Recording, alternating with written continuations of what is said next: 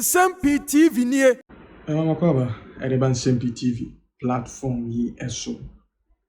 Ene committee President John Romani Mahama establish here say omohwehwe petitions amanfo bi atro ediafa leadership the Chief Justice Gertrude Araba Isaba Saki Torkonoo no. Ene committee na ehye omudwumadi ase. Na nsɛm a esi e committee na so ye ene committee na sitina no tifo nwanwa de dikan the suspended Chief Justice onunti ne atisa committee committee ya tro letter dia come say ne na sitting e hyase ti omra na Nsem-Pii bi ohu bia no ne nka no unim say committee Justice Pwamang no they didn't give her leadership the Chief Justice the venue for committee sitting. Oman chere no baby a meeting no mpo ebekoso. So omo say omo ye nhiem die. Number 2. Yenko pie committee sitting na asia. Chatuchi kata eneti hoyi. Tadio sorry eneti hoyi. Oliver Baka Vomawo ono so betina committee sitting yase. Die pa na sankofo mi nsa wi yomo pe committee ase isan say 5-member committee e bo mudi 2 justices of the Supreme Court and 3 other members omo ka ho a omo nya judge for omo nya lawyer for we ordinary Ghanaians na sa nipa mi nsa wi di nka ho eye dan na nipa mi nsa mi afido mabeka committee no to adomo kire and all the latest and the insider information regarding suspension of the Chief Justice Committee ya NDC ehun seminar umienko ni nkotie ensem na nkasa se de ne isifesiye expected to appear before the committee. First, the few things that happen that makes it unnerving. You know, the accounts have something say that agrobeso ifranopa. What that means is that the process and the procedure of a matter can be gleaned from the beginnings of it. The way a process begins can tell you where it is going. That's what agrobeso ifranopa means. And they sent her a letter to appear before the committee. They wrote a whole letter. Intelligence people, they wrote a letter to her. The letter didn't have a venue. So she looked at it and said, and the lawyers are telling me, but there's no venue on the letter. I mean, that's how serious it is. That's how serious it is. She looked at the letter and found out that there's no venue. So she wrote back. And in writing back, they now produced a venue. Why will people who are running a big government send a letter to a suspended Chief Justice to appear for a constitutional committee hearing, and they don't say where she should appear? So that was the first red flag. They sent the letter. And then we must have the letters that the CJ's lawyers wrote, so please hold. I'll come to that in a minute. Then they now showed her the venue. Let me show you the venue. The venue that they gave her now. Let me show you the venue. Where is the map? Can we look at the map right now? Please put the map up. Let me show viewers the venue before I come to the actors. Let me just do the map. It will come soon. It will come very soon. You don't want me to continue talking? Okay. All right. So let me start again then for the purpose of the lady. So this is Gertrude Torkonoo, the suspended Chief Justice, whose suspension is taken with a lot of pinch of salt from her supporters, the Ghana Bar Association, the TUC, etc., etc. Now, Justice Torkonoo was written to that she must appear to the committee. The committee has been set up by the president pursuant to the constitutional article for the removal of the Chief Justice. The committee has been set up. Okay. So they wrote to her that appear before the committee on this day. Today, I think it's 15th May. The letter they wrote to her did not have a venue. And so she wrote back and said, I need to know the venue of the event. And, my screen is gone off. Let me take text messages. And then by the time, my time is also running. I have to close at 11. Let me take some text messages and we'll come back to that. We'll come back to you in the Are we ready to go, guys? Are we ready? Did they say we are ready? No, let me take text messages. Now we are ready. Oh, you're going to make it difficult for the one putting it together. All right. So this is the venue that was given to her. The venue where they said she should come and she should come and listen to the matter. This is the venue. So this is Osu Castle. And this is the Castle Drive. Now, they're asking her to come to a house in this neighborhood. You know, when you have the Castle Drive, on your right-hand side is bare land. South of that is Asumdwe Park. If you go all the way, you are going to the Osu Castle, the old castle.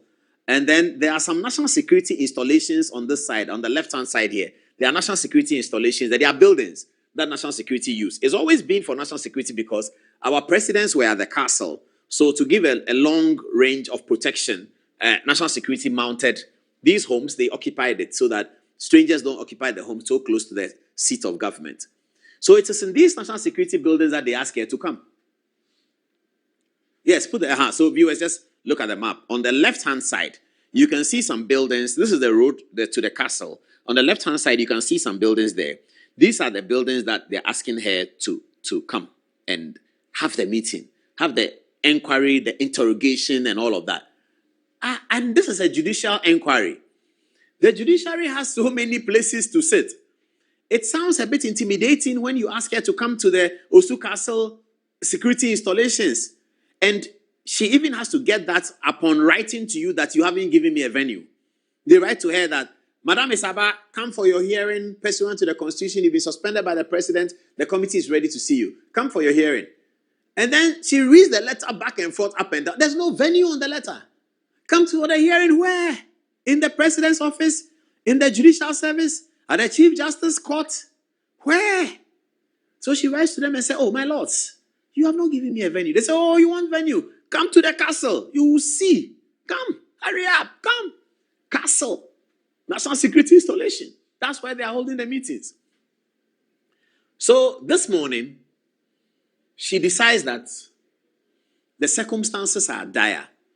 My lawyer should go and let us see. You know, on the first day, not much will happen. On the first day, they set a timetable up and they set things to be done, and you get to know who the petitioners are. You meet them, you get to know their lawyers and all of that, and then eventually they may set it up. Okay, but on the first day, that's what happened. So she decided that she's not attending, and then when her lawyers went there with the document that she gave them, which is the invitation letter, and she can only give the invitation letter to, it was written to her, so she can give to the lawyers, and that happens in court all the time.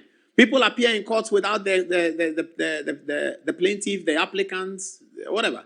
It happens, and it's allowed because your lawyer represents you.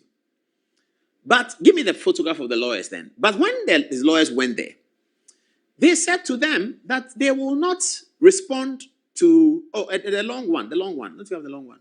They will not respond to, they will not recognize the lawyers because she was not present. They said they will not recognize the lawyers because she was not present. Do you have the long photograph of everybody else involved? If you can get that. If you can't get that, just tell me and then I go on with this one. So one of the lawyers she saw, okay, so this starts with President Mahama, whom we know. He is the one in charge of the petition. And so he is sending the petition to Council of State and sending it. So he's really running the show at the top. But the matter has left his hands now. He's now sent it to Council of State. A prima facie has been given. So it's left his hands. So he's waiting. Mr. Chikata is one of the lawyers representing Daniel Ofori.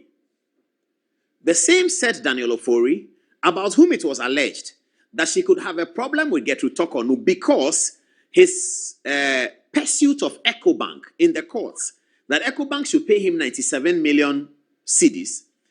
It is suspected that this pursuit is being thwarted by Justice Torkonoo, because Justice Torkonoo has to put a panel up for the Court of Appeal hearing of what looks like the 14th leg of the Daniel Ofori conversation. Because the Daniel Ofori conversation started in 2008, and it has transferred up till now. Daniel Ofori sued a group of people, EcoBank, CalBank, Ghana Stock Exchange, Ghana Bank of Ghana. Daniel Ofori has removed all the people that he sued. He's now left with EcoBank, and he's making a major claim against EcoBank. It is suspected and believed in gossip and rumor that Chief Justice Torkonoo, as she was, will not support this claim against EcoBank one way or the other. Mr. Chikata happens to be the lawyer for EcoBank. Daniel Ofori is a petitioner in the matter. Mr. Chikata is lawyer for Daniel Ofori in the process. Also, my dear friend Thaddeus, his birthday was recent, and I sent him a birthday message he acknowledged. Thaddeus, actually was the lawyer for Daniel Ofori at the beginning, until Mr. Chikata was added to it. Thaddeus is also there for Daniel Ofori. He's also the lawyer for Daniel Ofori to begin the interrogation of Torkonoo and look at this matter. Justice Pwamang is chairing. Adibu Asiedu is there as well. And then you have Dom Level as well. And then you have two others. So Thaddeus is also there. Then, guess what? There was a group who petitioned against Justice Torkonoo. They were called the Shining Stars. Now, the Shining Stars is represented by Oliver, asking for more. Oliver is asking for more. Oliver Vomaho is the lawyer for the Shining Stars. It all becomes a bit concerning, doesn't it, about this and that? But it's okay. We'll see what happens because, as Justice Torkonoo said, the law is the law. The law is really the law. So that's the list of counsel who are prepared to interrogate Torkonoo. And this morning, counsel and the chairman refused to recognize Justice Torkonoo's lawyer's presence in the matter because they said Justice Torkonoo was not present in the castle room, the room on the way to the castle, the national security installation. Justice Torkonoo was not there, so they will not recognize Justice Torkonoo's lawyer.